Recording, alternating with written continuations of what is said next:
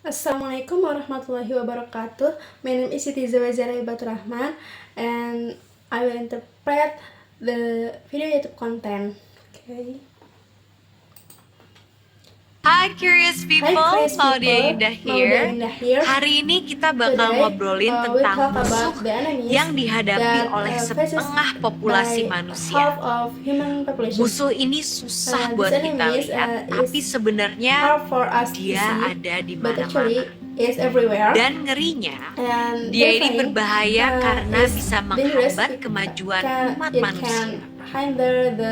Well, dia ini bukan virus ataupun predator berbahaya.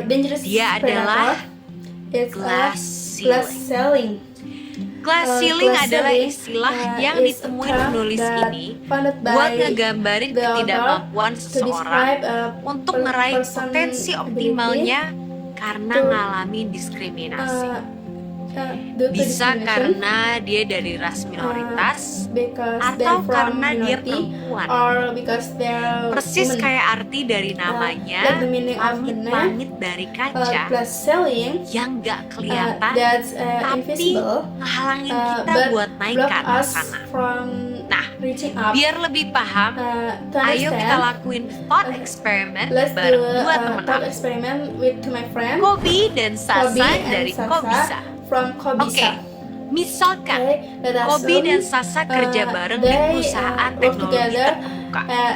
Anggap aja mereka sama-sama jenius. Tapi sayangnya, di lingkungan kantor mereka, perempuan suka diremehin, malah sering dibecandain yang gak pantas. Bikin potensi Sasa jadi terhambat secara langsung. Di sisi lain, Kobi yang gak ngerasain pengalaman Sasa jadi bisa fokus ngembangin diri dan Kobi pelan-pelan naik tingkat. Sedangkan Sasa ya gitu aja. Malah gak jarang perilaku kayak gitu bikin para perempuan milih buat keluar dari kantornya. Dan ini juga yang mungkin bikin 18% perusahaan di dunia baru dipimpin sama perempuan.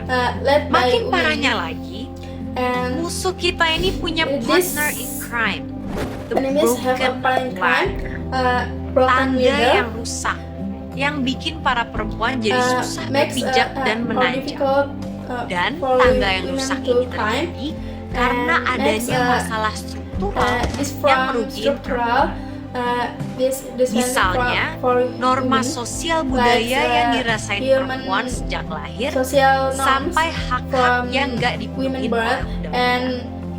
Contohnya kayak yang dirasain ilmuwan pertama yang memfoto DNA tahun 1952, yes, Rosalind Franklin, a super cool woman yang harus ngedenger ejekan yang merendahkan dari rekan ilmuwan laki-lakinya atau anggota tim sepak bola perempuan Amerika Serikat yang nuntut Federasi Sepak Bola Amerika karena perbedaan gaji yang besar antara tim perempuan dan laki-laki.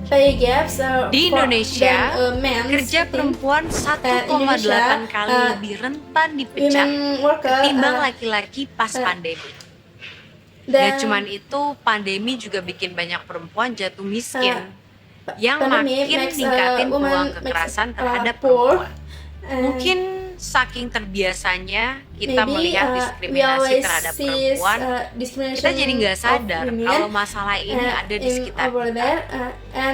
Terus gimana caranya Sasa bisa unleash her potential kalau lingkungan kerjanya diskriminatif?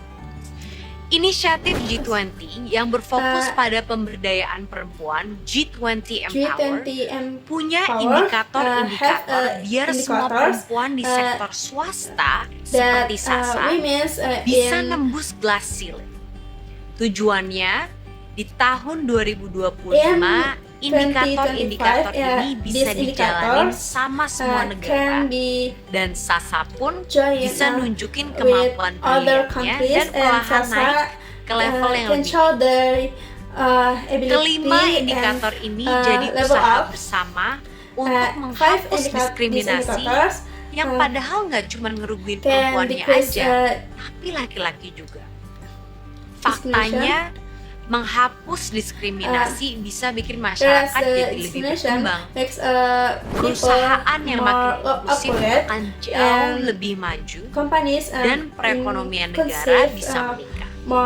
Keterlibatan perempuan adalah salah satu kunci kemajuan negara, termasuk in how we recover together in this post-COVID era. Perempuan harus merasa included and they should be empowered.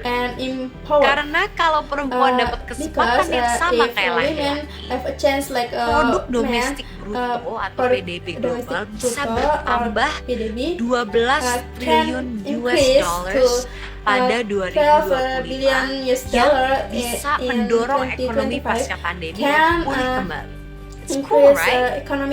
So, yes, post-pandemic, we have an invisible enemy amongst us, yaitu glass ceiling. It's a glass ceiling. Sasa dan perempuan-perempuan di sekitar kita mengalami hal yang sama. And we should not let this discrimination happen all the time. Jadi, ayo sama-sama saling support and let's beat women discrimination. Dan kita harus cari nih masing-masing our own ways to break the glass ceiling. So share your thoughts lewat komen di bawah ini. Thanks for listening. Comments in above and thanks for listening. Okay, mungkin maybe that's all. Sorry about pronunciation and gaps about the interpreting. Maybe that's all. Thank you for attention. Wassalamualaikum warahmatullahi wabarakatuh.